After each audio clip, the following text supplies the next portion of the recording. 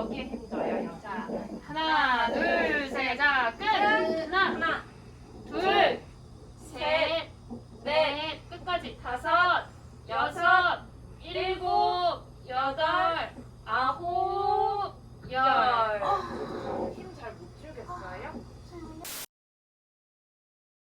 안녕하세요. 금수저를 꿈꾸는 흑수저 유튜버 비주 아빠입니다. 2021년 9월 10일 비주가 태어났습니다. 예정일은 9월 15일이었는데 주수에 비해 조금 커 보인다고 해서 유도분만을 진행했고 다행히 자연분만으로 비주가 세상에 나왔습니다. 행복한 순간이기도 했지만 이 남편으로서 무기력함을 많이 느꼈던 순간이기도 합니다. 제가 할 수 있는 것들이 거의 없었습니다. 그래서 오늘은 주부아빠 입장에서 본 32시간의 출산 기록에 대해 이야기해볼까 합니다. 자, 그럼 지금부터 시작합니다.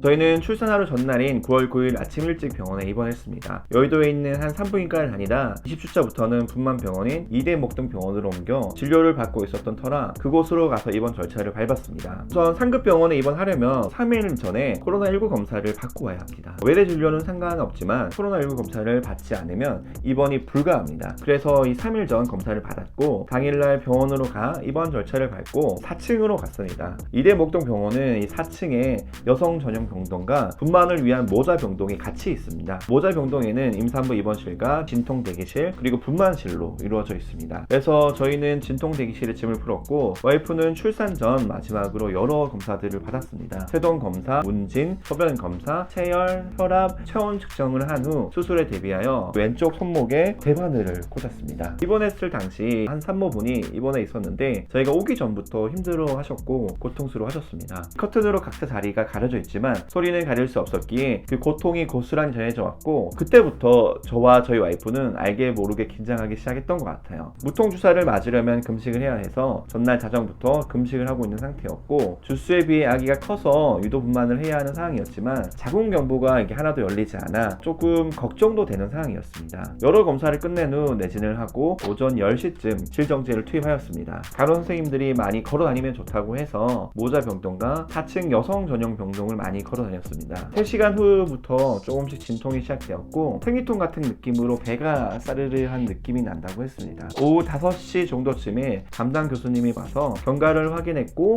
내진을 했습니다. 입원해 있는 동안 중간중간 선생님들이 내진을 자주 오셨고 여러 검사들을 받았던 것 같아요. 제가 옆에 계속 있긴 했지만 산모인 와이프는 검사 받으러 다니고 내진이나 교수님이 오셔서 보게 되면 아무래도 남자인 제가 옆에 있긴 그러니 자리를 피해 있게 되고 해서 생각보다 제가 할 수 있는 게 없었고 같이 붙어 있을 수 없었습니다. 오로지 이 산모인 와이프가 스스로 감내해야 하는 상황이 많았습니다. 그리고 산모들이 출산 전까지 다양한 검사를 받지만 제일 아프고 불편해하는 게 내진입니다. 그래서 검사를 받으러 가서 처음 내진 받을 때 되게 걱정했었던 와이프가 생각나는데 입원하고 나서는 의사 선생님이 수시로 와서 상황 체크해야 한다고 계속 내진을 했던 것 같아요. 그 이유는 경부가 열리는 정도에 따라 진행되는 정도로 확인하고 분만을 진행하기 때문입니다. 그래서 계속 체크했던 것 같아요. 사실 제가 느끼기엔 거의 매 시간 내진을 했던 것 같아요. 그때마다 불편해했던 와이프 얼굴이 생각나네요. 출산 예정인 분들은 입원하면 내진을 아마 자주 하게 되실 거니까 마음의 준비를 하실 필요는 있으실 것 같아요. 아무튼 이어 말씀드리면 오전 9시에 입원했고 오후 5시에 교수님 진료를 오셔서 내진을 했는데 오늘은 생각보다 경부가 열리지 않아 어려울 듯 하다고 그냥 저녁을 먹고 이후부터 또 금식을 진행하고 밤 10시에 다시 질정제를 한 번 더 넣고 상황을 보다 내일 아침에 분만 촉진제를 맞아보자고 하셨습니다. 그래서 저녁을 먹었습니다.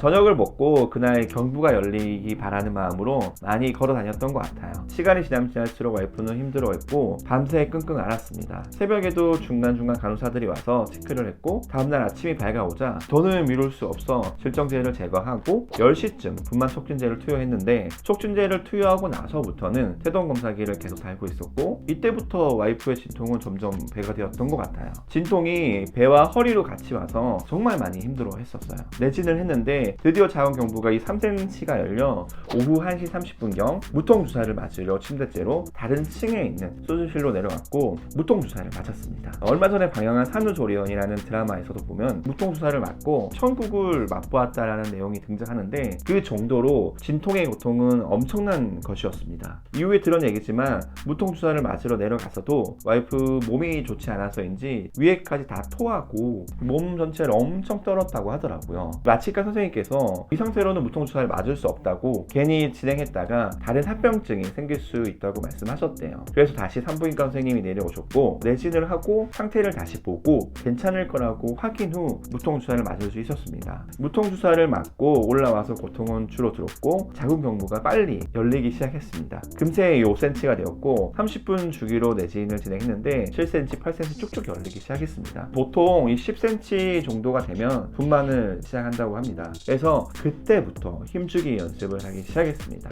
선생님들과 교수님이 오셔서 호흡법과 힘주는 연습을 무한 반복했습니다. 아무래도 분만 시작할 때 조금은 수월하게 나오게 하기 위함이었지 않나 싶은데 어떻게 보면 사실 분만의 시작이었던 것 같아요. 이 남편으로서 저는 이러한 모든 과정에서 배제되어 보이지 않는 곳에서 소리만 들었던 것 같아요. 아침에 일어나자 촉진제 놓고 무통 맞으러 침대째로 데리고 갔다가 오더니 내진과 분만 연습한다고 저는 와이프 곁에 거의 있을 수 없었습니다. 그래서 혼자 애쓰는 와이프가 좀 안타깝기도 하고 미안하기도 하고 좀 뭔가 아무것도 할 수 없음에 무기력함이 느껴지기도 했습니다. 분만 연습을 할 때는 한 4명에 5명의 의사와 간호사가 와이프에게 달라붙어 연습을 했는데 실제 분만을 반복했습니다. 너무 힘든 과정이었지만 고맙게도 와이프는 묵묵히 잘 따라주었고 4시 45분 가량 되었을 때 담당 산부인과 교수님이 아가 머리가 조금씩 보인다고 지금 분만을 해야 할 것 같다고 했습니다. 그러니 모든 다른 의사 선생님과 간호사 선생님들이 일사불란하게 출산 준비를 하기 시작했습니다. 바로 옆에 있는 분만실로 와이프를 역시나 침대체로 옮겨 준비 후 본격적인 분만에 들어갔던 것 같아요. 옮기자마자 바로 분만을 위한 힘주기가 시작되었고 저도 준비를 했습니다.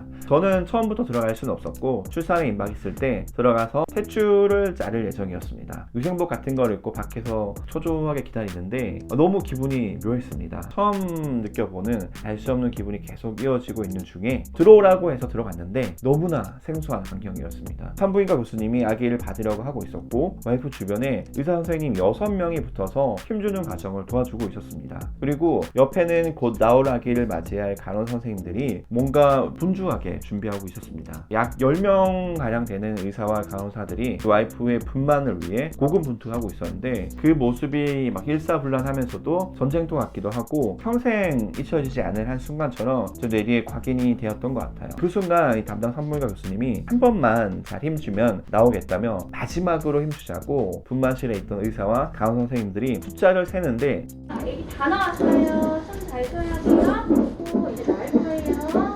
힘 잘 줘야 돼요.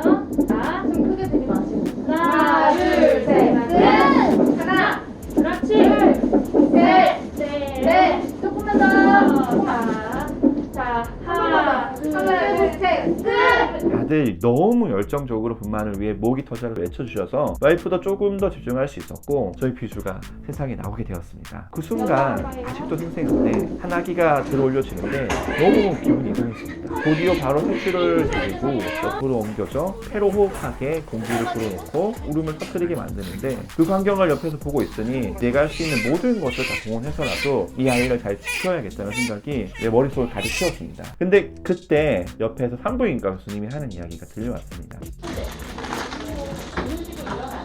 와이프에게 잠자는 주사를 놓겠다고 하는데 이유는 아기가 잘 나오게 하기 위해 회음부 절개한 부분을 꼬매야 한다는 것이었습니다. 피가 흥건한 채로 와이프가 잠이 드는데 눈물이 날 것 같더라고요. 정말 이 세상의 엄마들은 대단한 것 같습니다. 감히 그 힘듦을 상상도 할 수 없고 어설픈 위로나 위안도 할 수 없을 정도의 고통이었을 것 같아요. 그렇게 저는 분만실을 나왔고 아기는 신생아실로 옮겨졌습니다. 조금 있으니 후처치를 마친 와이프가 병실로 왔습니다. 아기는 서로 사랑을 통해서 만들어지지만 아기를 만들고 세상에 빛을 보게 하는 건 온전히 엄마의 몫인 것 같아요. 남편이 옆에서 도와주고 같이 있어주겠지만 옆에서 지켜보고 같이 있어본 경험자로서 크게 도움 안 됩니다. 육체적 고통을 같이 나눠서 짊어지는 게 아니기 때문입니다. 근데 이마저도 하지 않는다면 너무 무책임하다고 밖에 말할 수 없을 것 같아요. 그저 산모와 아기가 안쓰러울 뿐입니다. 그러니 예비 남편분들이나 곧 출산을 앞두고 계신다면 물심양면으로 와이프를 도와주시고 지켜주세요. 그게 사실 우리 남편들이 할 수 있는 일인 것 같아요. 이번 실에 와이프가 오고 그 뒤에 비주가 작은 신생아 카트에 실려와서 우리 세 식구가 비로소 완전체가 되었습니다. 그 순간 제 속에선 엄청난 책임감과 이 가족을, 이 여자들을 잘 지켜주고 행복하게 해줘야겠다는 생각으로 가득 찼습니다. 사실 그 병원 오기 전까지만 해도 실감이 잘 안 났습니다. 근데 고생한 와이프를 보고 세상에 나온 비주를 보니 자연스럽게 그렇게 되는 것 같아요. 불확실성이 많은 세상이지만 열심히 가족을 지키고 행복하겠습니다. 그리고 그 행복한 모습을 열심히 공유하겠습니다. 그러니 앞으로도 잘 지켜봐 주세요. 오늘 보신 영상이 조금이나마 도움되셨다면 꼭 구독, 좋아요 눌러주시고요. 저는 다음 이 시간에 다시 찾아오겠습니다. 그럼 오늘 하루도 행복하세요.